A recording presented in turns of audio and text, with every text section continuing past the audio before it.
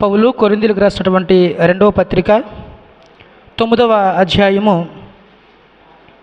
2వ వచనంలోని చివరి మాట, మీ ఆసక్తిని చూచి అనేకులు ప్రేరేపింపబడిరి. చాలరా, కొరింథీ సంఘంలో చాలా మంచి లక్షణాలు సంఘం కలిగి ఉంది. పరిచర్య ప్రోత్సహించే విషయంలోనూ కానీ, పరిచర్యకు సహకరించేటువంటి విషయంలో కానీ, పరిశుద్ధులకు పరిచర్య చేసేటువంటి విషయంలో కానీ, పరిచర్యకు ఆర్థికంగా సహాయము అందించడానికే కానీ, ఇలా ఒకటేమిటి, ప్రతి సందర్భంలోనూ కొరింథీ సంఘము ది బెస్ట్గా ఉంది. అందుకే పౌలు చెప్తా ఉన్నాడు, నేను మిమ్మును గూర్చి మాసిదోనియా వారి ఎదుట అతిశయపడుచున్నాను.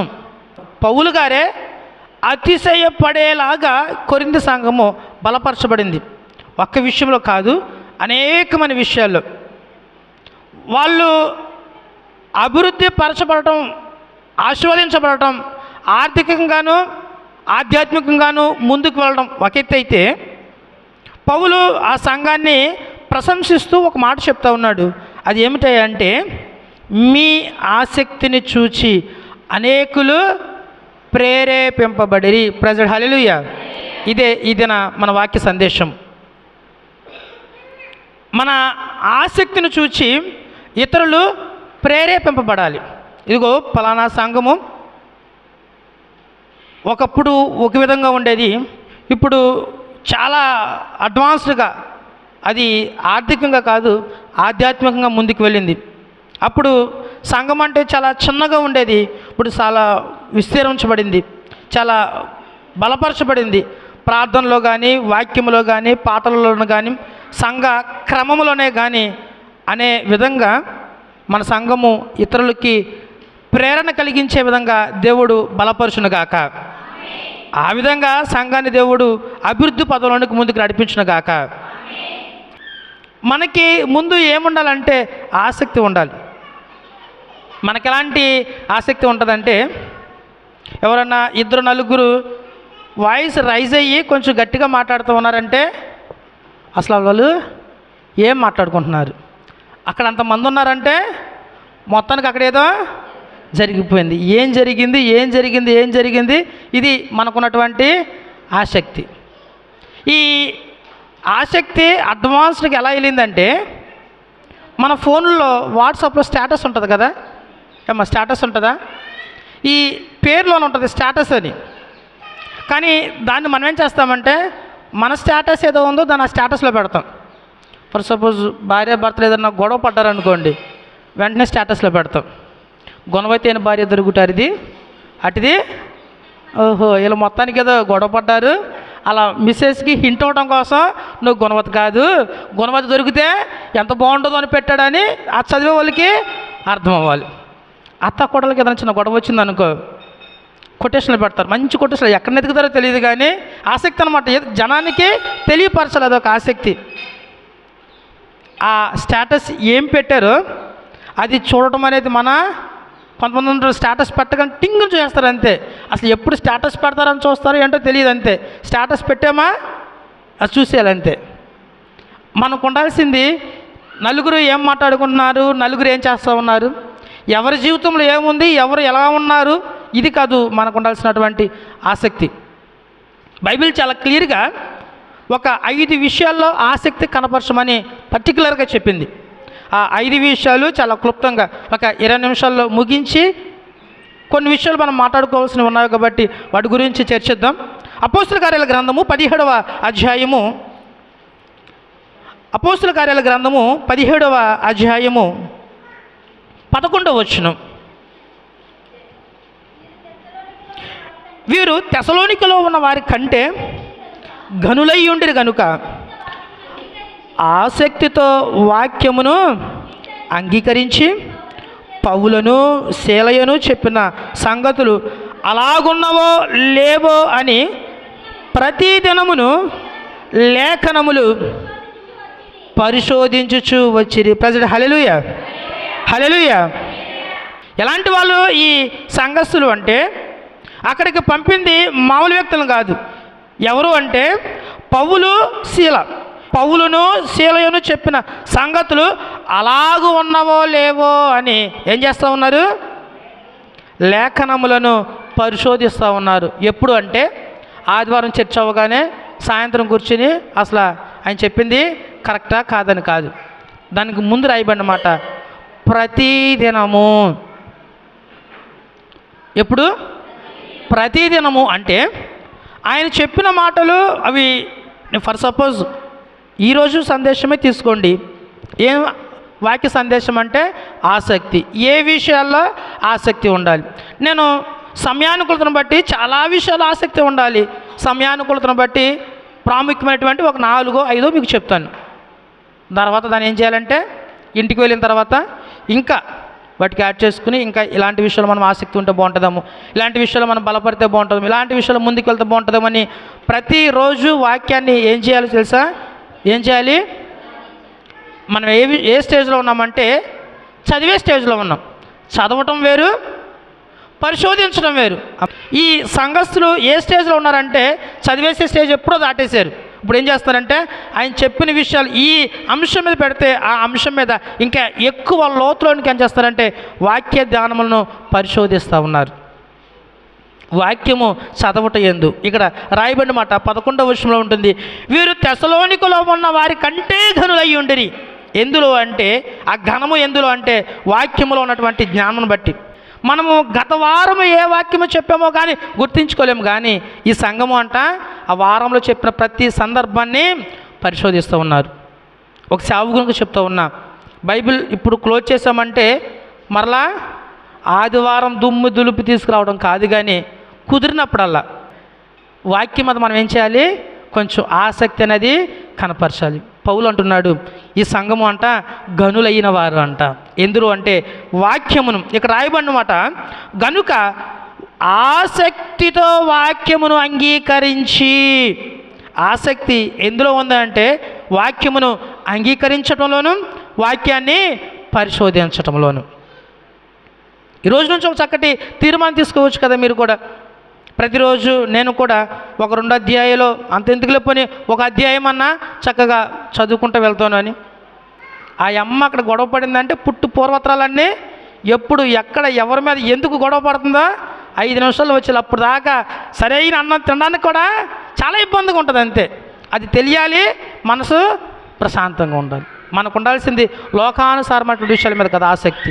బైబిల్లో వాక్యము మీద, వాక్యం ముందు ఆసక్తి ఉంటే దేవుడు కూడా మనల్ని ఘనపరుస్తాడు. 2వ మాటకు వెళ్ళి నేను ముందుకు వెళ్ళిపోతాను. యాకోబు గ్రంథము 5వ అధ్యాయము, యాకోబు గ్రంథము 5వ అధ్యాయము 17వ వచనం.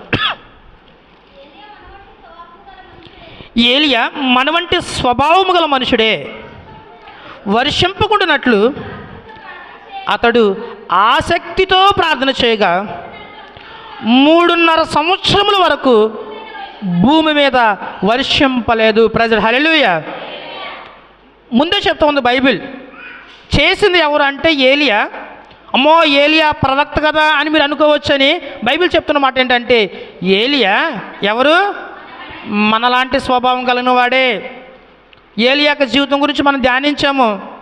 కోప్పడ్డాడు, బాధపడ్డాడు, ఏడ్చాడు, చనిపోవడానికి కూడా సిద్ధపడ్డాడు. అన్నీ మనలాంటివే. ఏలియా మనలాంటి స్వభావం గలవాడే. కాకపోతే ప్రార్థన చేస్తే 3.5 సంవత్సరములు వర్షింపలేదు. ఈ ప్రార్థనకు ముందు ఒక చక్కటి పదం ఉంటుంది. ఆ పదం ఏంటంటే ఆసక్తితో ప్రార్థన చేశాడు. ప్రార్థించడం వేరు, ఆసక్తితో ప్రార్థన చేయటం వేరు. మనం కొన్ని ప్రార్థనలు ఉంటాయి, బయలుదేరే ముందు ప్రార్థన చేసుకుంటూ వెళ్తాం, మంచిదే. కానీ ఈ ప్రార్థన ఎలా ఉంటుందంటే ఆసక్తితో ఉండదు. కంగారుగా, టెన్షన్గా. బయట ఏమో మగవాళ్ళు ఏం చేస్తున్నారు, ఇంకెంత కోపు రా, తొందరగా రా అంటూ ఉంటారు. 4 మాటలు. ప్రార్థన తప్పులేదు, అలాంటి సందర్భం కూడా తప్పులేదు. ప్రార్థన చేసుకోవడం వీళ్ళు. అక్కడ ఆసక్తి రమ్మంటే రాదు, తినే ముందు రమ్మంటే రాదు, నలుగురిలో ఉన్నప్పుడు రమ్మంటే రాదు. ఒక్క చోట మాత్రం మనకి ఆసక్తితో ప్రార్థించడానికి అవకాశం ఉంటుంది. అదేంటంటే ఇంట్లో ఎవరు లేనప్పుడు, పిల్లలు ఆడుకుంటాకి వెళ్ళినప్పుడు, భర్త పనికి వెళ్ళినప్పుడు చక్కగా టీవీ పెట్టుకుని మధ్యాహ్నం వచ్చి సీరియల్స్ ఉంటాయి చూడు, ఒక్కడికాడ బీరు పోకుండా చూడటం. అందుకే మన జీవితంలో మేలు పొందకపోవటం. 3.5 సంవత్సరములు వర్షం లేదు అంటే అసలు అది నాట్య జోకమ్మ. ఏలియా మనలాంటి స్వభావం కలిగిన వాడే అయినా ప్రార్థించాడు, ఆసక్తితో ప్రార్థించేశాడు. మనం ఏదో ఊరికనే ఉత్తనేదో చేద్దామంటే చేద్దాము, చూద్దామంటే చూద్దాము, చెయ్యాలి కాబట్టి చేద్దామంటే కాకుండా ప్రార్థన చేసేటప్పుడు ఏం చేయాలంటే ఆసక్తితో, ఎస్ ఇది నాకు దేవుడు ఇస్తాడు అనేటువంటి నమ్మకంతో, మనము పొందుకుంటాము అనేటువంటి నమ్మకముతో, ఏకాగ్రతతో, పట్టుదలతో ప్రార్థన ప్రయత్నించాలి. ఎవరు పట్టుదలతో మనం ఏం చేయాలి? ప్రార్థన చేయాలి.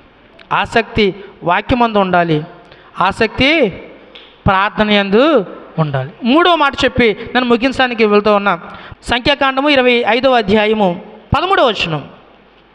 ఏలనగా అతడు తన దేవుని విషయమందు ఆసక్తి గలవాడై ఇశ్రాయేలీయుల నిమిత్తము ప్రాయశ్చిత్తము చేశాను. ఎవరు ఈ వ్యక్తి అంటే 10వ వచనం మనకు కనబడుతుంది.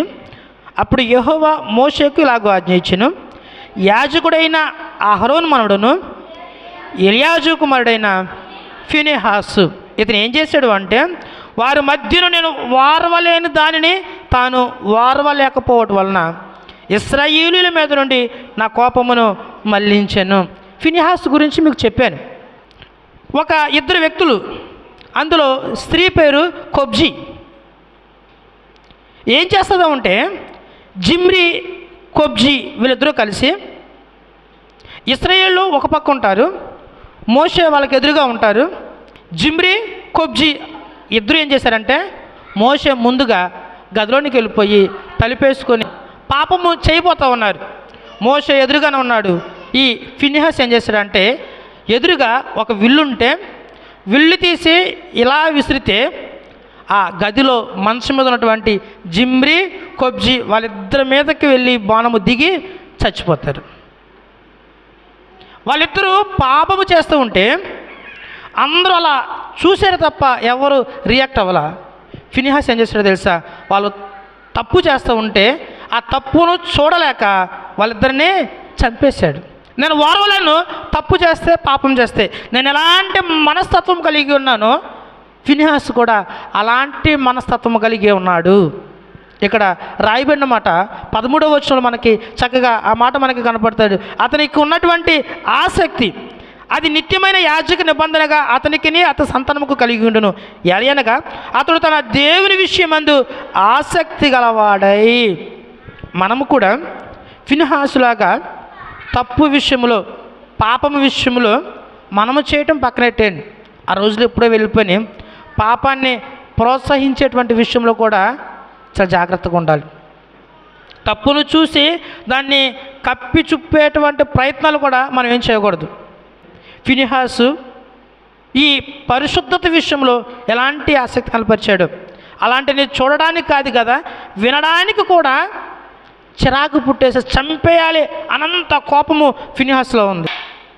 ఫినెహాసు వాళ్ళందరూ అలా తప్పు చేయబోతూ ఉంటే చంపేశాడు. దేవుడు అతన్ని యాజకునిగా చేశాడు. ఇశ్రాయేలులందరూ ఆ రోజు బ్రతికారు అంటే కేవలం ఫినెహాసును బట్టాను. పాపము మనకి ఎంత చిరాకు ఉండాలంటే ఫినెహాసు ఎంత చిరాకు పడ్డాడో అలాంటి చిరాకు ఉండాలి. అలాంటి ఆసక్తి నీవు నేను మనందరము కలిగి ఉందము గాక. ఆమేన్. 1 కొరింథీ పత్రిక 15వ అధ్యాయము చివరి మాట చెప్పినాను, ముగించేస్తా. 1 కొరింథీ పత్రిక 15వ అధ్యాయము 58వ వచనం. స్థిరులను కదలిన వారును ప్రభువునందు వ్యర్థము కాదని ఎరిగి చాలు. ఇక్కడ రాయబడినటువంటి చక్కటి మాట, ప్రభువు కార్యాభివృద్ధినందు ఎప్పటికీ ఆసక్తులనై ఉండుడి. ఇక్కడ మీరు చెప్పాల్సిన మాట, ప్రభు కార్యము అంటే ఏమిటి? ప్రభు కార్యము అంటే ఏమిటి? దేవుని పని. ఇక్కడ రాయబడిన మాట, ప్రభువు కార్య అభివృద్ధి యందు ఎలా ఉండాలి? మనము ఎప్పటికీ ఆసక్తి కలిగిన వారమై ఉండాలి.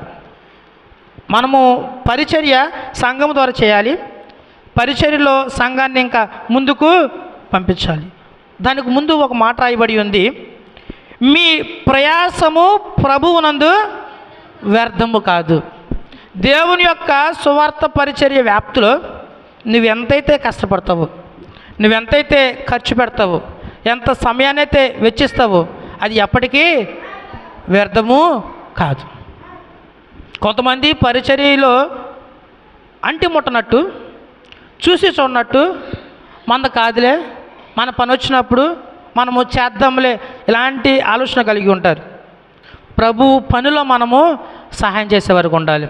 సంఘ విషయంలో మనము హెల్ప్ చేసేవారుగా ఉండాలి. ప్రభు కార్య అభివృద్ధిలో పాలు పొందేవారుగా ఉండాలి.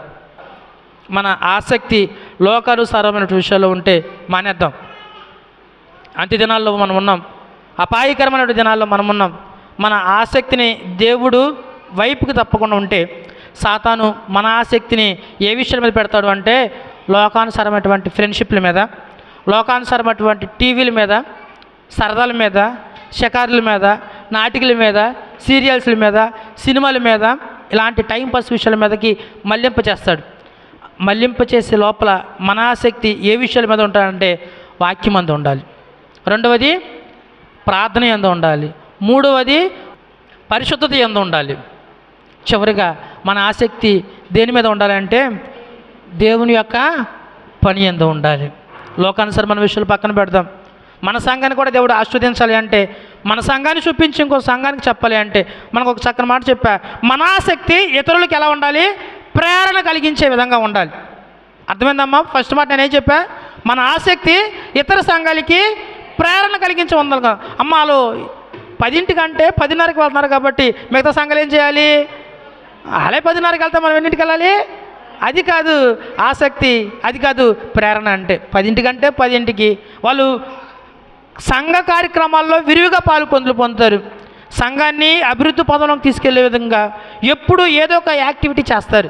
నేను మరలా చెప్తూ ఉన్నాను, నేను ఏ పని చేసిన సంఘంలో అది నా గురించి కాదు, కానీ సంఘ అభివృద్ధి విషయంలోనే. ఆ విషయాన్ని గుర్తుంచుకోండి. ఇక్కడి నుంచి వాక్యము, ప్రార్థన, మారు మనసు, పరిచర్య, పరిశుద్ధత, దేవుని యొక్క పని, ఈ విషయాల్లో ఆసక్తి కనపరచడానికి ఆలోచన చేయండి. ఆసక్తిని ఆ విధంగా మళ్లింపు చేయండి. దేవుడు ఎన్నటికీ విడిచిపెట్టే దేవుడు కాదు. మీరు ఎంతైతే ఆసక్తి కనపరుస్తున్నారో మించి ఆసక్తి దేవుడు మీ మీద ఉంచబోతూ ఉన్నాడు. అట్టి కృప దేవుడు నీకు నాకు మనందరికీ అనుగ్రహించునుగాక.